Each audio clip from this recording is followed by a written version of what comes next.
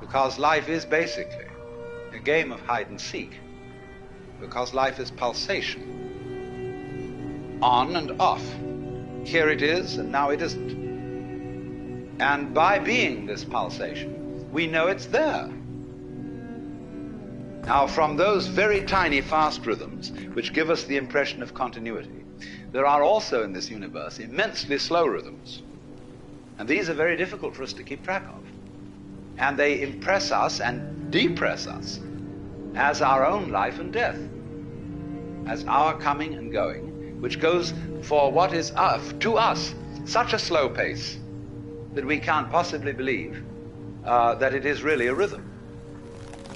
We think of it as our birth, as something quite unique that could never occur again, because we're so close to it, you see, and it's moving so slowly.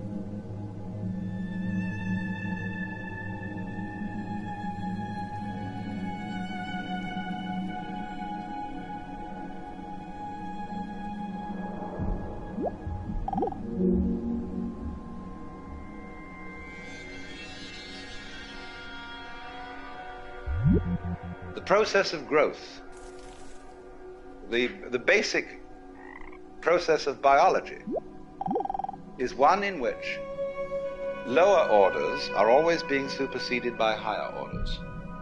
But the lower order can never figure out, or only very rarely figure out, what the higher order is that's taking over, and may see it as a terrible threat, as total disaster, as the very end,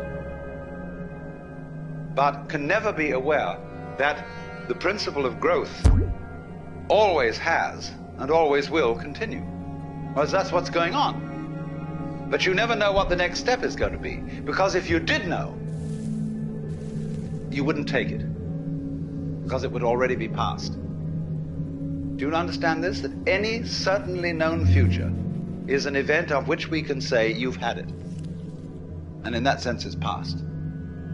When we play a game, the outcome of the game becomes certain. We at that point cancel the game and begin a new one. Because the whole zest of the thing, and which takes me back to the idea that this whole thing is a hide-and-seek game, is that you don't know what the next order coming up is.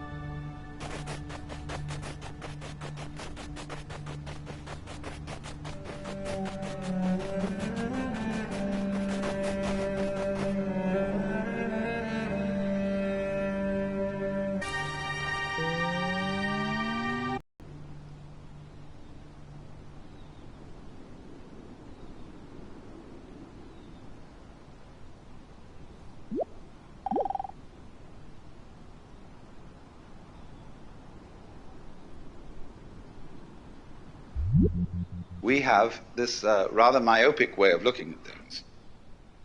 And we screen out from attention anything that is not immediately important to a scanning system based on sensing danger. But quite obviously, you as a complete individual are much more than the scanning system. You are in relationships with the external world that on the whole are incredibly harmonious. The energies of life in the form of temperature, light, air, and food, and so on, are streaming through you all at this moment in the most magnificently harmonious way. When anything is constant, it says, okay, that's safe, it's in the bag, needn't pay attention to that anymore.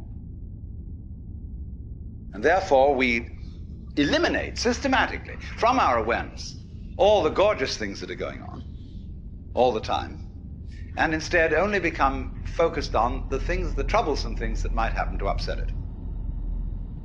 Which is all right, but we make too much of it. We make so much of it that we identify our very selves, I, ego, with the radar, with the troubleshooter. And that's only a tiny fragment of one's total being.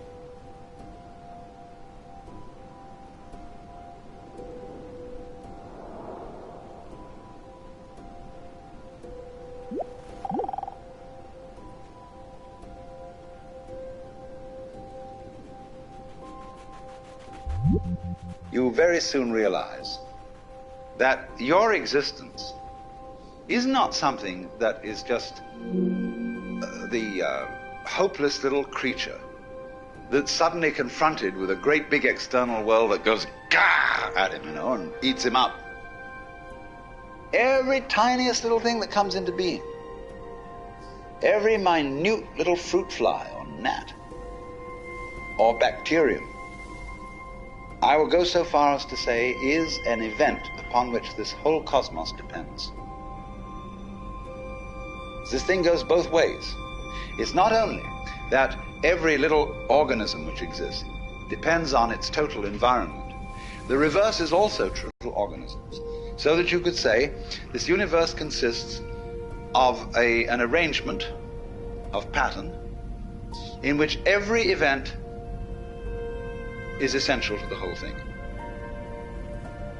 Now, we screen that idea out of our consciousness in exactly the same way that we screen out the perception of space as an important reality. Just as we pay attention to the figure and ignore the background, so we see one way of looking at things, mainly that the organism is very frail against the environment. It lasts a long time, the environment, but the organism only lasts a short time. What do you mean the environment lasts a long time? What does the environment consist of? Just a lot of little things. When you get far enough away from all the organisms and the little bits of things, you see the environment in another scale of magnification. But actually, the whole thing is arranged in a polar system where the enormous depends on the tiny and the tiny depends on the enormous. And you get a relationship between these extremes, which can be called a transaction. They always go together. So in this way, we are always, as it were, overemphasizing a certain aspect of our experience.